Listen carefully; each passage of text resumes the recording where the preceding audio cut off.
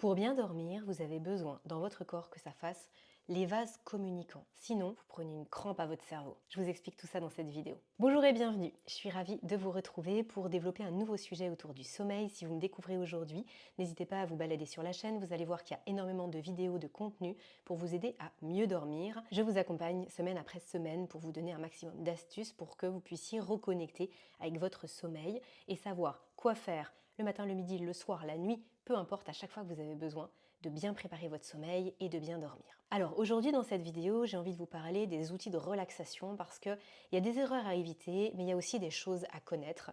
Et je vois beaucoup de confusion autour de ça dans mes accompagnements, donc on va faire le point ensemble dans cette vidéo. Alors déjà, c'est quoi un outil de relaxation? Eh bien, c'est tout simplement une activité, une séance, un moment que vous allez prendre et qui va permettre à votre système nerveux de redescendre, de s'apaiser. Pourquoi on a besoin de ça? Tout simplement parce que dans nos sociétés aujourd'hui, nous vivons notre vie à 100 à l'heure. Ça veut dire qu'on demande à notre système nerveux d'être toujours en grande activité, d'être toujours en grande vigilance.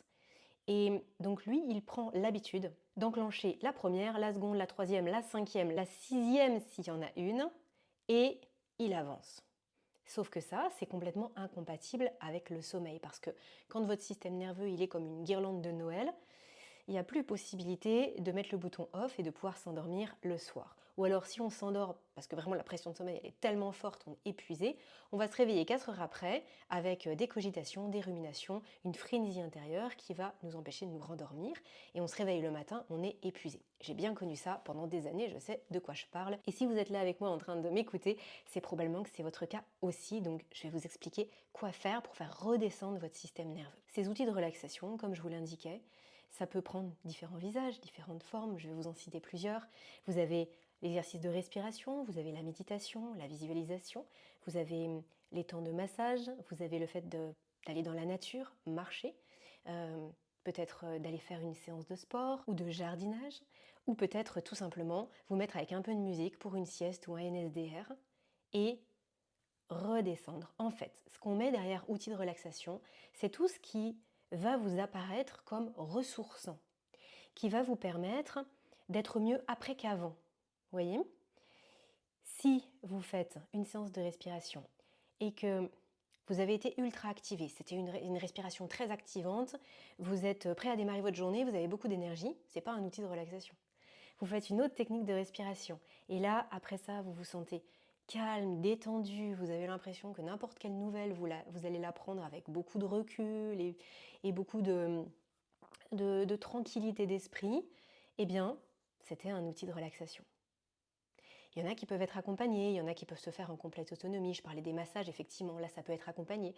Après, ça peut être accompagné par la voix aussi. Des séances d'auto-hypnose par exemple, ou d'hypnose. Ça peut être la relaxation Jacobson, la relaxation de Schultz. Il y a plein de techniques comme ça où on entend une voix qui nous guide et du coup ça nous permet ensuite de nous relaxer. Soit ça passe par le mental directement, soit ça passe par le corps. À nouveau, les massages, la relaxation Jacobson, on est en train grâce au système musculaire, d'aller toucher le système nerveux. Ce qui se passe exactement dans notre tête, c'est que dans notre journée, nous avons les fréquences d'ondes cérébrales dans notre cerveau qui varient en fonction de ce que nous faisons, en fonction de ce qu'on va dire la pression de notre environnement, qu'est-ce qui nous est demandé, dans quelles interactions nous sommes. Et donc, ça varie. Mais parfois, ça varie vite et ça varie fort. C'est vraiment très intense, comme une mer déchaînée. L'outil de relaxation va vous permettre de venir allonger ces fréquences d'ondes et de faire que la mer soit calme et qu'il y ait des petites vaguelettes, mais c'est tout. Et vous comprenez que dans cet environnement-là, c'est beaucoup plus facile de trouver le sommeil et d'y rester.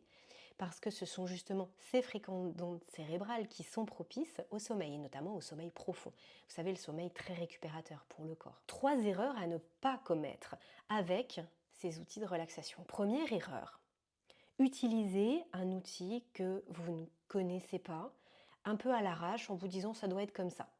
Je vous parlais là de la relaxation de Jacobson par exemple, ou de certaines techniques de respiration.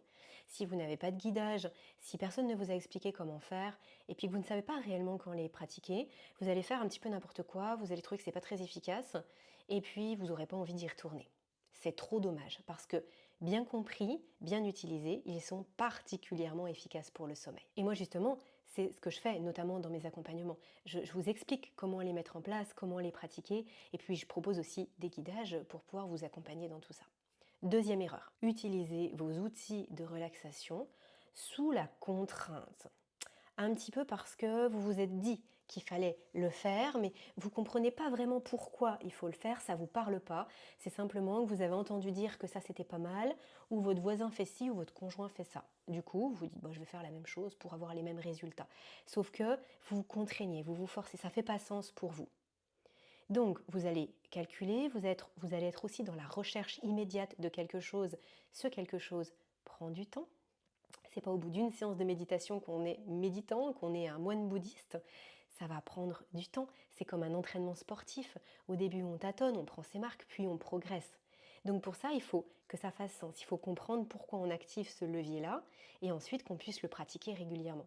Donc si vous vous forcez, vous allez tout compter, vous allez même être déconnecté par rapport à vos propres ressentis corporels et finalement, vous allez terminer en vous disant, bon allez, ça y est, je l'ai fait, je coche ça et puis on passe à autre chose. Bon, bah là, ça n'aura pas été un outil de relaxation. Ça aura été une contrainte de 10 minutes dans votre journée. Troisième point, utilisez une technique de relaxation le matin au réveil. Alors, je l'ai vu, mais très rarement.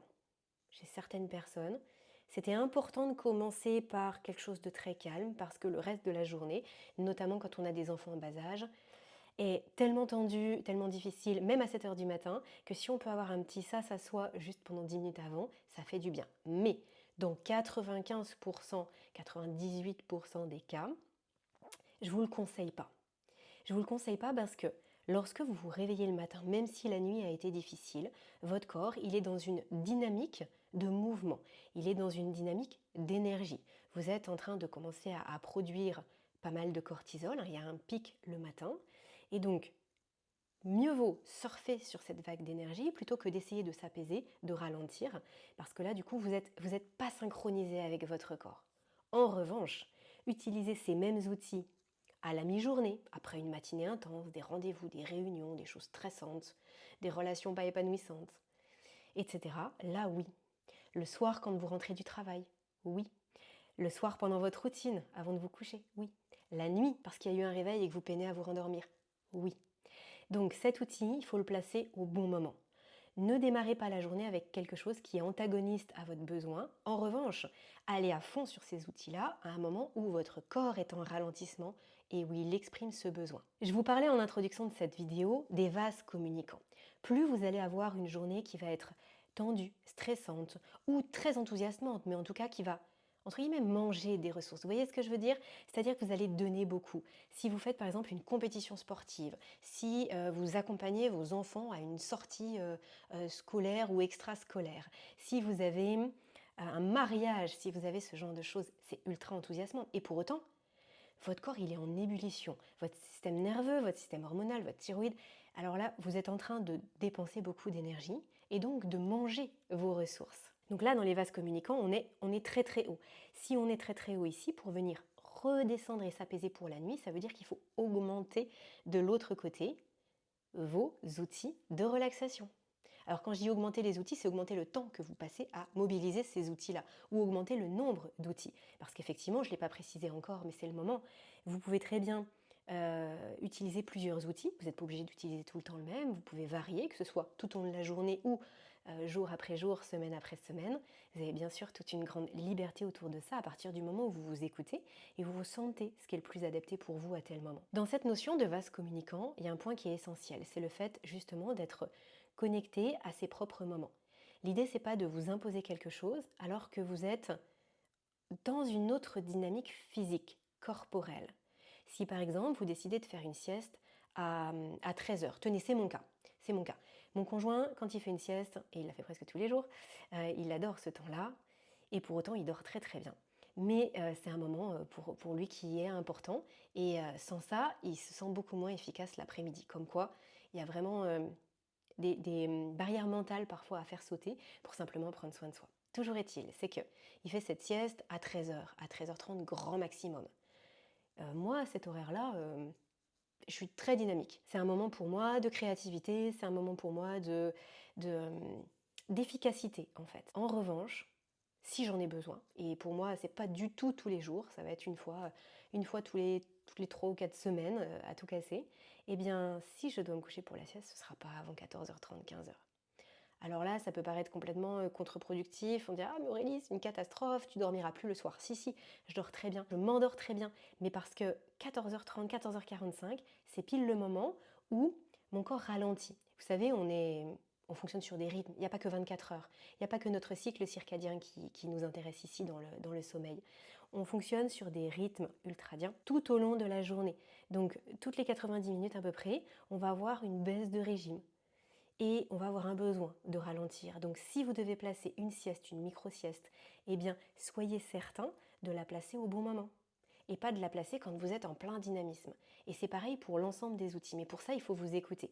Il faut savoir exactement comment vous vous sentez et quels sont les besoins de votre corps. Ça nécessite un petit entraînement, mais je vous assure que c'est tellement porteur que quand vous l'avez fait et que vous avez connecté avec ça, vous ne revenez plus en arrière. Donc vos outils de relaxation, eh bien vous allez les placer justement à des moments stratégiques dans votre journée. Adapter la durée, adapter aussi en fonction de la météo, en fonction de tout ce dont vous avez besoin. Mais pour ça, il faut les connaître aussi, ces outils. C'est pour ça que sur cette chaîne, sur le podcast, bien sûr pendant mes accompagnements, je vous en propose plusieurs. Et on voit ce qui est le plus adapté à vous. Il y a des choses pour qui les gens, non, ça je suis ultra réticent, ça me va pas du tout, j'ai essayé, j'aime pas, etc. Ok, pas de souci, on va en utiliser d'autres. Mais par contre, et vraiment j'insiste, c'est un point qui est essentiel, ne faites pas l'impasse dessus, même si vous avez l'impression qu'il y a certains trucs qui ne sont pas faits pour vous. C'est possible, allez en chercher d'autres. Parce que vous avez beau ne pas vouloir vous arrêter avec votre mental, ça ne veut pas dire que votre corps il est d'accord avec ça. Je vous donne un exemple. Vous avez beau ne pas être d'accord avec la gravité, si vous sautez du 10e étage, vous avez beau vous dire non, moi ça me plaît pas, cette règle du vivant, c'est nul de tomber, je voudrais voler comme un oiseau, vous allez quand même vous écraser en bas. Les règles du vivant s'imposent à nous. Si vous n'accordez pas à votre corps des temps de relaxation, si vous ne fonctionnez pas en vase communicant, je donne beaucoup, hop, j'ajuste mes outils de relaxation. Ça peut être à l'échelle de la journée, mais à l'échelle de la semaine ou du mois. Le corps a de la flexibilité. Ce qui m'amène d'ailleurs à cette dernière notion que je vais développer ici avec vous. On confond souvent tolérance et élément optimal. Je m'explique. Si vous envoyez bouler votre corps et ses besoins, de ralentir notamment, pendant des semaines, des mois, des années, il va, la plupart du temps, encaisser. Il va tolérer. Mais cette tolérance ne veut pas dire que c'est le fonctionnement optimal pour vous. Et donc, un événement particulier, une passe de vie qui est difficile, une grossesse, un traumatisme, un accident, quelque chose de particulier, et là, ça bascule. Parce que les bases n'étaient pas solides, parce que ce n'était pas optimal, parce que vous avez grignoté petit à petit. Donc oui, il y avait cette tolérance, tant que tout allait bien. Et puis à un moment donné, tolérance zéro. Bam, il y a un point de rupture. Et donc là, c'est dur. C'est dur de sortir de cette faille après le point de rupture pour venir retrouver quelque chose de plus équilibré. Ça ne veut pas dire que c'est infaisable, hein, j'en suis l'exemple vivant. Moi, j'étais tombée bien bas dans la faille, mais c'est plus difficile, ça prend plus de temps. Donc autant l'anticiper un petit peu. Si là, vous m'écoutez et que vous avez l'impression de tirer sur la corde, que votre sommeil commence à en pâtir, que parfois vous vous réveillez la nuit, ça peut durer longtemps, vous peinez à vous endormir, c'est probablement le moment de ralentir et de venir voir à quel moment vous allez pouvoir mettre vos outils de relaxation. Justement, pour vous aider à y voir plus clair, à savoir un petit peu où vous en êtes, parce que c'est pas toujours facile à la première personne de se dire j'ai l'impression que sur ce plan-là, il y a ci, il y a ça, c'est toujours plus facile de l'extérieur, ou justement, comme je vais vous le proposer là, avec un questionnaire, parce que ça permet d'être objectif, de tracer les choses. Allez voir juste en dessous de cette vidéo, vous allez voir dans le descriptif, vous avez le premier lien qui est un quiz que je vous ai réalisé pour savoir quel dormeur vous êtes et par quelle porte d'entrée ce sera le plus facile mais surtout le plus efficace pour vous de prendre soin de votre sommeil. Comme ça, vous n'êtes pas dans le vague et vous pouvez faire ce premier pas. Le mot-clé de cette vidéo, c'est passage à l'action, bien sûr, et ralentissement. On décélère, on vient placer à chaque fois qu'on le peut un outil de relaxation pour pas arriver le soir comme une cocotte minute. Allez, prenez bien soin de vous et moi je vous retrouve très bientôt pour un nouveau sujet.